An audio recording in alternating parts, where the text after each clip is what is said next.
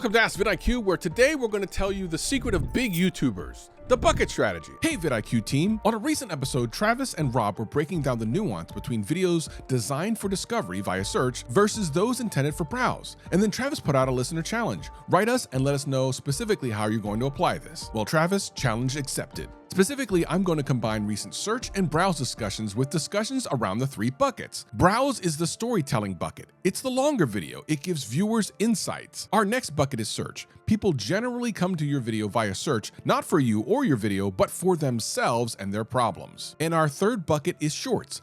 This is where we will convert our landscape videos into vertical video. So what are content buckets? These are different topics that you will play on your YouTube channel over and over again, making videos across them. Let me give you an example. If you're a gaming channel, your buckets might be Let's Plays, tutorials, and game updates. That way you can make videos on all three types of these topics across your YouTube channel to gain more viewers and more interest in what you're doing. It also allows people to not be bored over the same exact type of content whenever they come back to your channel. It's a great growth strategy, and all of the largest YouTube channels do it. You maybe just haven't noticed. You know those ones where they say last to leave? That's a bucket strategy. You've seen those ones where it's like last person to die gets $1 million?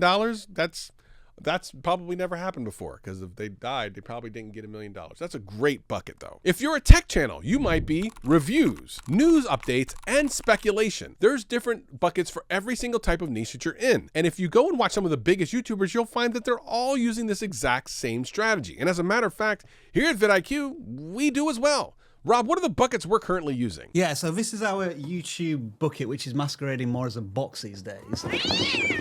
I would say the foundational bucket of the channel always has been, always will be, that journey towards monetization. So how to get 1,000 subscribers, how to get 4,000 hours of watch time, and the rules and regulations behind monetization. That's the bucket that we go back to most frequently. But we're also introducing new buckets over the last couple of years. I found that people are very interested in YouTube updates from the perspective of us, the creators. So YouTube can tell us what's changing, but we can take the creator's voice and whether it's a good thing or a bad thing. So that's a bucket that we've certainly developed in the past, I'd say 18 months.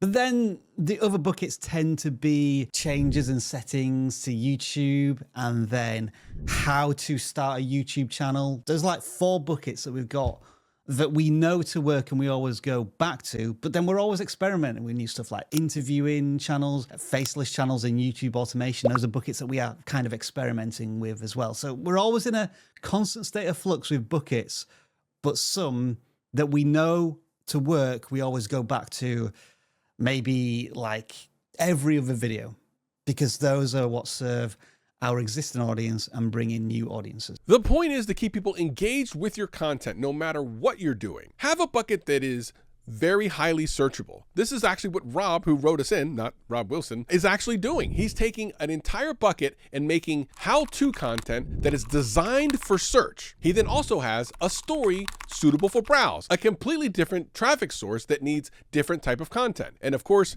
he'll do 3 to 5 shorts designed for brand building and cross-platform promotion. Those are his 3 buckets. Rob, thank you for accepting my challenge. You did an amazing job.